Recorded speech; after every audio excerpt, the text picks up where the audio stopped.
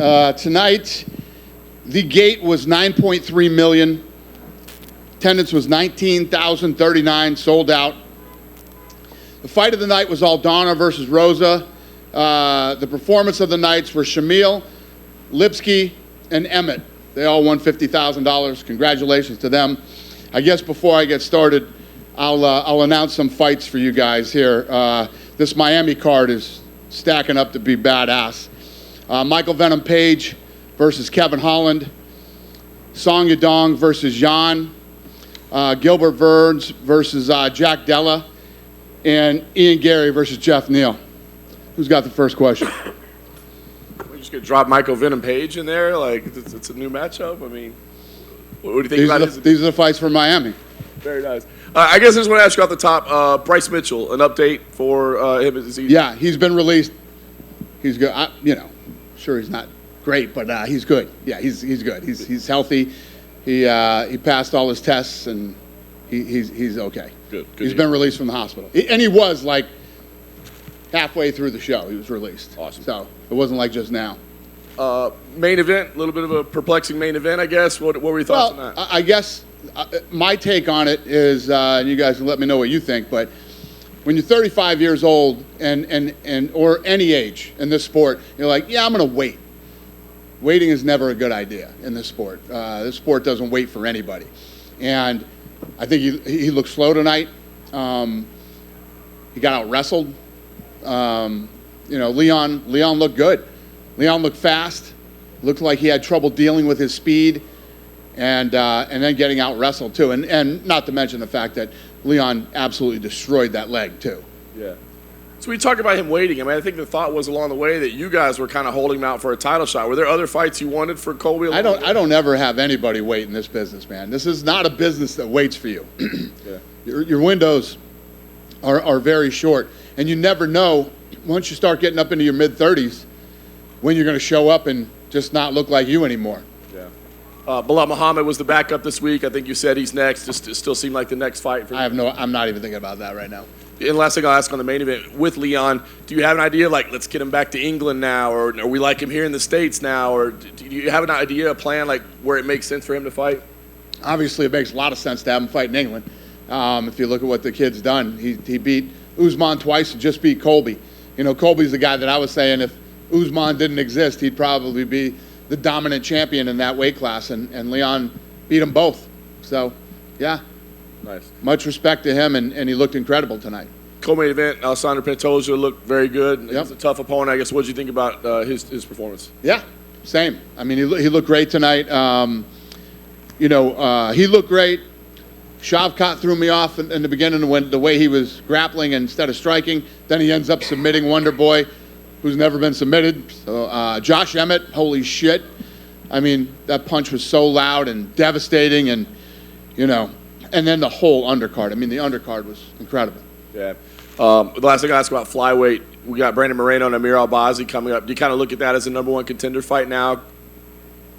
What's the question? Brandon Moreno and Amir Albazi. Yeah. Do you look at that as a number one contender fight? Probably. And then last thing for me, it looked like there was a little skirmish in the crowd today between Strickland and Trickus du Plessis. I guess, what can you tell us about what happened and your thoughts on that? So what kind of an asshole sits Strickland next to du Plessis? This asshole. That's who. Yeah. I mean, you actually manually did the seating assignment for that? I do every seating assignment every week. Yeah. All right, so that's on you. Yep. Do we know? Fucking stupid is that? I mean, seriously. Well, I don't know what humans you can sit Strickland next to, but definitely not du Plessis. It was. I don't even know how I missed that, and yeah. So. I guess everything's good. I mean, just shit happens, Listen, and we move forward. This is the business we're in. I say it all the time. Jumped in there, told Strickland to relax, go in the back. He decided to leave, so he left the arena, and du Plessis is good. We were just literally talking to him right outside the door there. So, gentlemen, we are in the fight business, and ladies, we're in the fight business, and these are the things that happen. Dan, right here. Hi. What do you do with Tony Ferguson moving forward? Because obviously he took a lot of damage in that first round, but then he tried to fight back, and I think that's what 7 losses in a row now. I would love to see Tony retire. And what do you go with Paddy Pimblett? Obviously, Tony's popular, but like I said, he's on that kind of that skid. Do you now skyrocket him up? Well, listen, when you talk about a skid, right, you look at the guys he fought, too. And that plays a factor into it. And how did he look right up until he lost? Tonight, Tony did not. Tony tonight looked like he should retire. And a similar question, Cody Garbrandt, where you go with him? He wants to fight Deiveson Figueiredo, possibly UFC 300. A lot of people saying it looks like the Cody that fought Dominic Cruz when he won the title. Cody looked damn good tonight. Yeah, he looked good. I do have to ask, I know you said that we're in the fight game and people say mean things, but did anything this week bother you at all? Absolutely. Yeah. It bothered everybody, I think. Listen, what I say is true. We're in the fight games. Lots of mean things are said. And one of the things that I really don't like is family. When you start going after family and whether it's the kids, the wife, the parents, the whatever, it's just such a nasty thing to do. But again, this is one of those sports where you say horrible things, and then 24 hours later, it goes down. You know what I mean? And that's why tonight you saw Leon's corners going crazy, and I went over and said, guys, listen, you won. You won in the most dominant possible way to win. You out-wrestled, you outstruck, you completely dominated tonight. If this turns into what it could possibly turn into, he's going to get fined. And it's not worth it.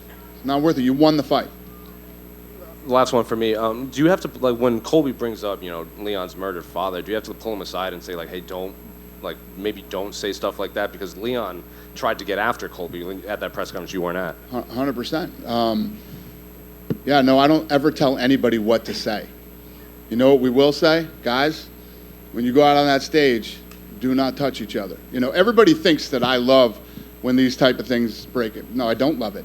And more importantly, the commission doesn't love it. And the commission is the government. So, no, we don't like this stuff, and we do everything in our power to make sure that it doesn't happen. Dana down here. With Colby and his performance tonight, obviously the time away from the cage probably was a factor, but do you think there was pressure on him, involving Trump to the level he did, wanting the belt wrapped around by him, 35 years old, potentially last title shot? Do you think maybe the pressure got to him a little bit? It gets to everybody. I'm sure Leon had a ton of pressure. I mean, he was just talking about what he said about his father, and, the last thing you want to do is now go out and lose to that guy. All these guys deal with pressure. But Colby's been in big fights before. This isn't Colby's first rodeo. He's been in big fights, and Colby just looks slow and old tonight, in my opinion. Did Trump give his feedback on Colby's performance? No, I think everybody felt the same way. I mean, he got out-wrestled by Leon tonight. What did you make of that from Leon? Just the fact he wanted to do that as a statement. It was kind of his way of getting back at Colby for the words, right? Were you admiring that, or do you think, hey, that's a risk against a guy who could out-scramble? No, I would imagine that, if you look at Leon Edwards' last 3 fights, he's going up against 2 of the best wrestlers probably ever in the division, right? I mean, off the top of my head. And I'm sure he's been wrestling his ass off, and it really showed tonight. With the Strickland Duplessis thing, were you at least grateful that Sean asked the kids in between them to move out the way first? I didn't know that. That's awesome. And last one from me. Could you step aside so I could assault this gentleman, please? Thank you, children. Yeah, no, not good. I was bummed out there were kids at the press conference that day. You know what I mean? Yeah. Wild week. Last one from me. Just talk about MVP signing with the UFC. What you expect from him in that fight with Kevin Holland? I think it's going to be great. I mean, that's why we made that first matchup. That's a fun fight between 2 guys who let it all go. It's a good one. Hi, Dana, right here. Yep. I'm just curious, Aljamain Sterling tweeted that he had tickets tonight and that they got pulled. I'm wondering if you know anything about that. Well, they were tickets that he was with a sponsor. I don't know how they got pulled or what happened, but the team reached right out to him and he was like, yeah, never mind, I'm good, I'm going to leave. Okay. Also, it's been a while since we've talked, but the Power Slap was approved in California. I'm just wondering if there's going to be an event maybe around UFC 298? Yeah, so going into next year, You're going to see a lot of states open up in the first couple of months. We should have 5, 6, 7 states in early 24. And yes, we will start traveling around and doing events.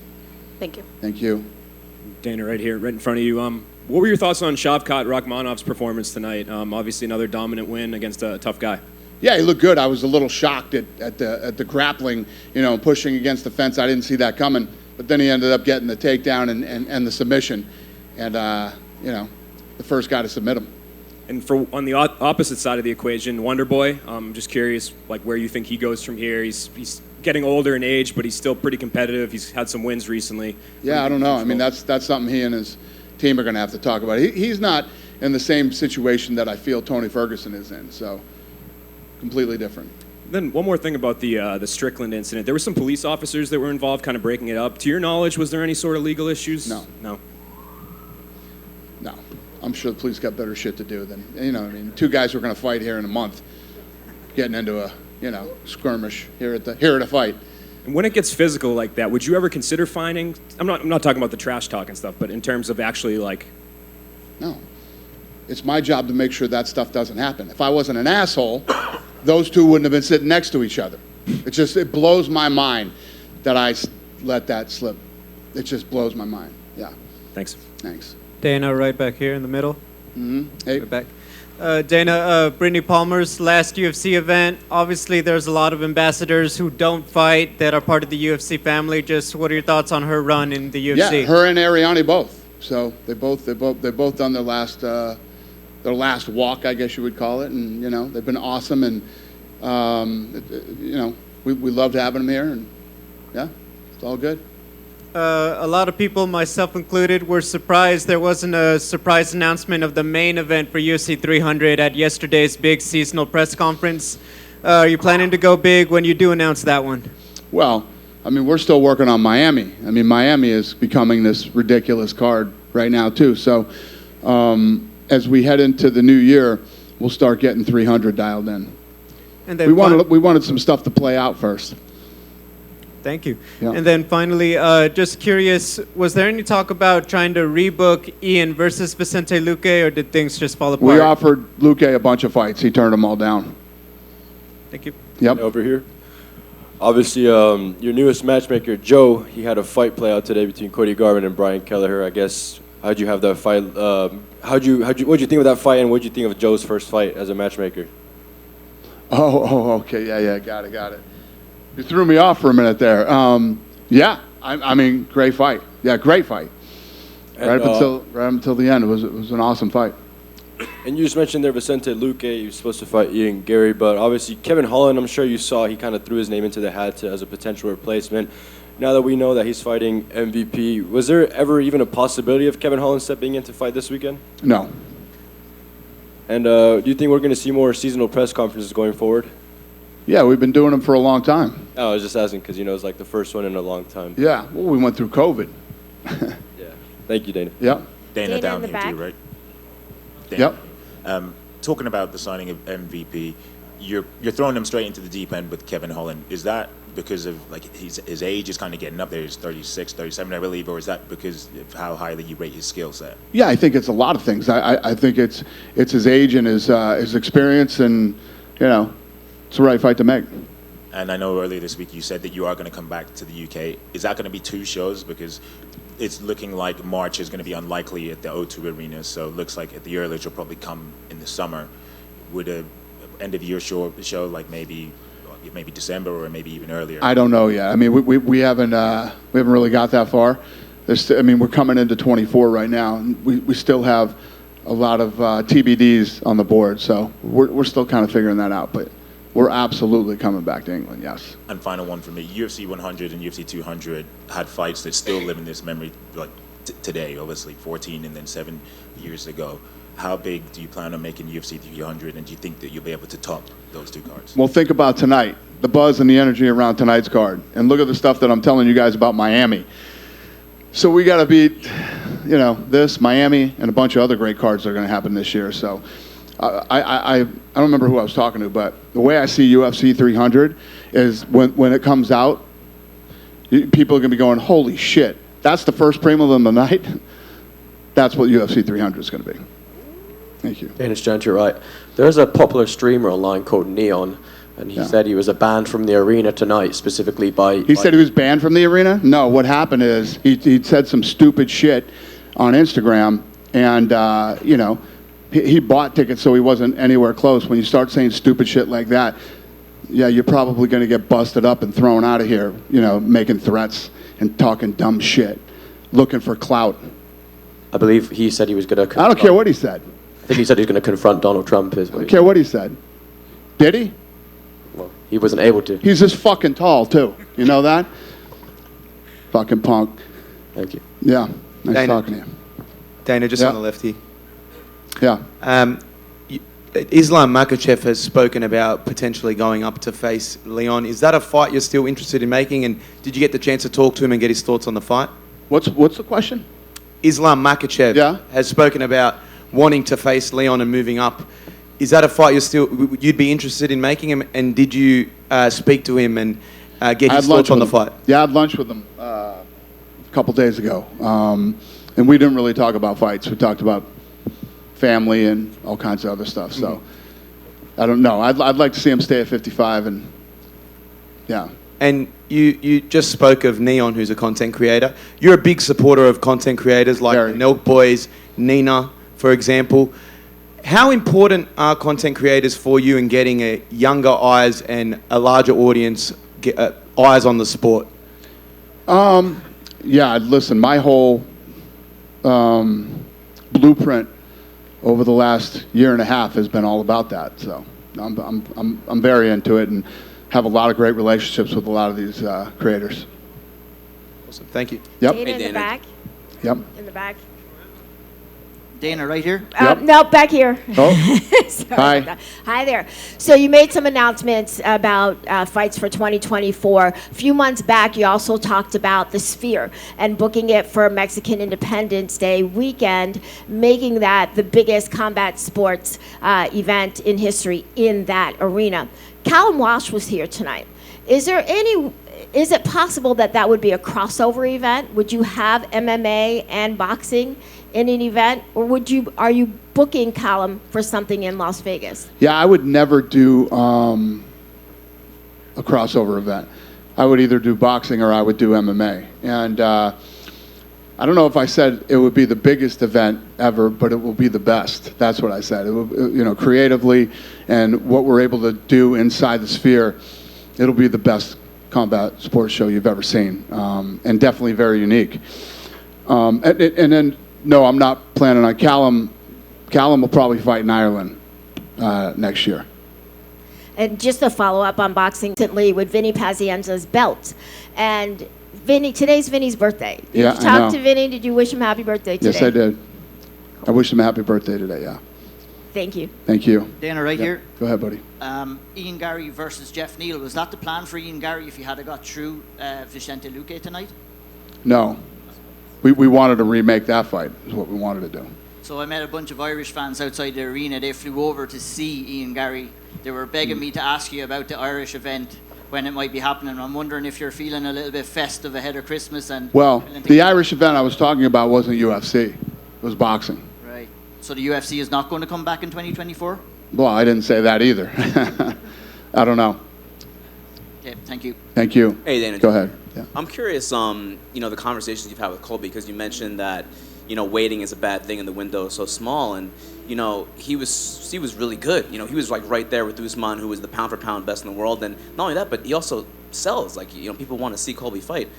Did you give any indication of like why he hasn't, he's had these bouts of inactivity? That's actually a good point. One of the things, this gentleman over here, I think, asked me about or one of you two, about what's too much and when it comes to, the trash talk.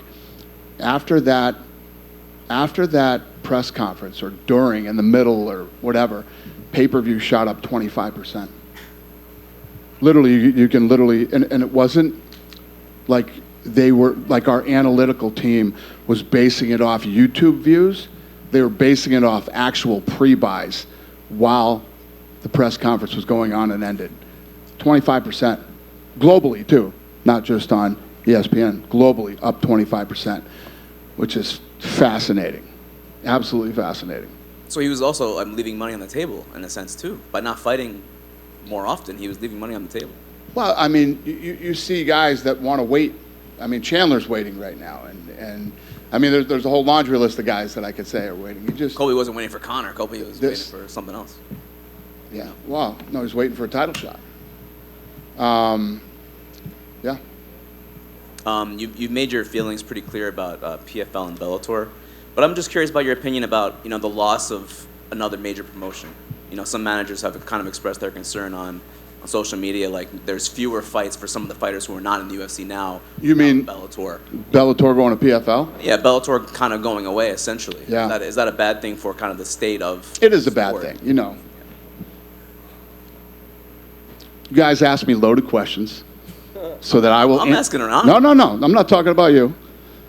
Guys will ask me loaded questions to push me and to get me to say what I want to say. So what I will say, so you can get your fucking clickbait that you need and want. But yes, it's a bad thing. It's not a good thing for there to be less options, not only for fighters to fight, but guys who are coming up to have less options. So yes, it's definitely not a good thing. Thank you. Yep. Hey, Dana, back Yep. here. Back with Shavkat Rakhmonov. With his performance tonight, the fact that he's 18 fights, 18 finishes, exciting. Seems like the crowd loves him. Like he was the only foreigner that wasn't booed tonight. Is there a chance that like he can leapfrog Bilal and get that title shot? I know timing's everything. You don't make fights, but like, is he in the conversation? Yeah, I mean, the guy's undefeated, and everything you said is on point. Yeah, and right here, right now, I have no idea. We got to get back in the room and talk, and we're dark here for next few weeks, so we'll get a lot of shit done here through the holidays. Do you happen to know Trump's reaction to Colby's performance? Did what? Do you happen to know Trump's Well, I mean, like I said, I think he felt the way everybody felt. I mean, I don't know what you guys' opinion was, but mine was that he looked really slow. He had a hard time handling the speed. Could never really get off because of the speed, and even got out wrestled. So, he didn't voice anything. He waited till Colby spoke after the fight and wanted to hear his, his interview. But no, didn't really have much to say. Colby was saying that if he had won, Trump would have wrapped the belt around him. Is that true? No. And then finally, Do you think Secret Service is going to let him get up there in the middle of the octagon? I mean, I'm pretty, Definitely not. I'm pretty gullible. 2023 is wrapped, and 2024 is coming. Is there a specific fight, specific fighter, specific moment of this year that that I guess you would remember from this year? No.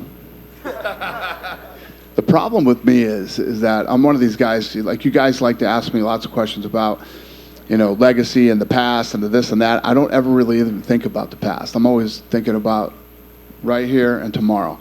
I'm always looking forward. Maybe I should be a little more nostalgic and look around sometimes and think about stuff, but I don't. I'm always thinking about what's next. Thank you. Thank you. And I could kind of see your take on this question kind of already, but was there like an event that you were just kind of stands out to you from being a part of this year, or is that the same answer for that one too? It's funny, man. I feel like every one of our events are always awesome. I mean, every time we go to MSG, the last Miami show was incredible. But I love the Contender Series, man. I like. We're sitting in the office, and literally everybody gets up to leave to go to the Contender Series, and I love those fights. I love that show, and I love those fights. That's like my highlight of the year, are those fights, and I like what's at stake, and that it's live, and it's right here, right now. Who are you, and what do you got? It's just everything about the Contender Series I love. For sure, yeah. Always put on great fights out there, and like you said earlier, you'd like to see Tony retire. In case he does go up to you and say, I want to continue, are you guys going to offer him another fight, or is that kind of like a let's sit down and talk about it? Yeah, listen, Tony's been an absolute warrior and a dog in this sport, and I don't want to disrespect him by publicly talking about him retiring, but I would love to see him retire. That's really where my head's at. Dana. Yep. First of all, congrats for 2023 season. Thank you, buddy. In terms of money, like the as a business, this season 2023 was one of the best in the UFC history. Yeah. So what continues to happen is, and when you think about COVID, right? When we came out of COVID, think about all the places that we still haven't been in years now, that are still, like when we roll into Toronto, Canada again. We haven't been there in years. I haven't been there in years. That's for sure. And Toronto's always a fun spot. Always great fans up there. The energy and the buzz up there. And I love the city of Toronto. So as we start to go into these other markets, let me give you an example. Ioli hits me up tonight, and he's like, "Hey, what's the gate? What's it going to be?" And all this shit. And I told him, 9.3 million. He said, "Wow, I didn't realize the gate was that big," or whatever. Where does that rank all time? Ranks number 15. So if you look at what's happened over the last couple of years coming out of COVID, these gates continue to go like this. I think you're going to see that in 24 too, as we go into these new territories. Call them fresh territories that we haven't been in a while. Awesome. Talking about territories that are not that fresh, like Brazil. In 2023, UFC went to Brazil twice. Yep. For 2024, how many events can we expect in Brazil? I don't know that right off the top of my head either, but, obviously, how I always talk about Mexico and England, and, Brazil is a very important market that's, not only loaded with tons of fans, but tons of talent. So we're always going to be going to Brazil. Pantoja, Alexandre Pantoja, he was asking tonight that he told me he's going to ask you and the UFC to give him the chance to headline or maybe be the common event in Brazil. He wants to fight in Brazil. Do you see that happening? Do you think it's possible for the first semester in 2024? Yeah. Nice. Okay. Last two questions. Do you have any update about Charles Oliveira and Paulo Costa when they're fighting? Is there any negotiation with them both? No. Last but not least, Saudi Arabia. You were talking about that. It's going to happen, the first UFC event there, right? Saudi Arabia? Yes. What's the question about it? It's going to happen, the first UFC event over there, right? Yeah. So, since it's the first, and can we expect like something huge, like maybe, even though it's a You talking about the card? Will the card be great? Yes, going to put together a badass card for Saudi Arabia. Even though it's not a pay-per-view, can we expect like a title shot headlining? It's a great question. It's the first time we've ever been to Saudi Arabia. Obviously, those guys operate at a very high level, and we will bring a not typical fight night to Saudi Arabia. Dana. This has to be the best audio we've ever had in this press conference, in this tent.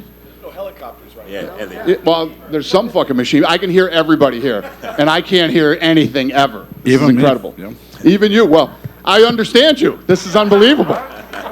Yes. Dana, down here to you. Talked about new territories, and every time I speak, I always ask you about UFC Africa.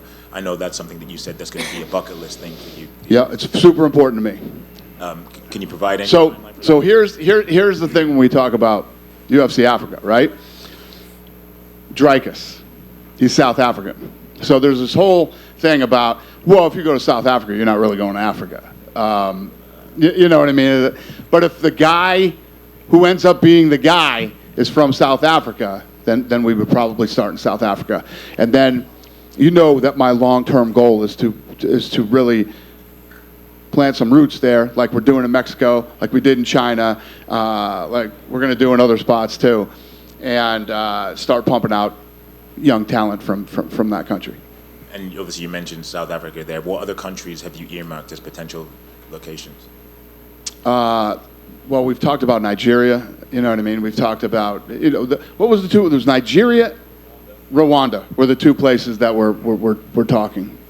Dana. So the three places, South Africa, Nigeria, and Rwanda. Wonderboy walked out with Jack Black and Tenacious D Gang.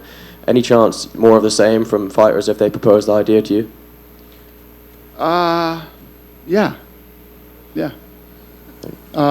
Tony walked out tonight with, yeah, exactly.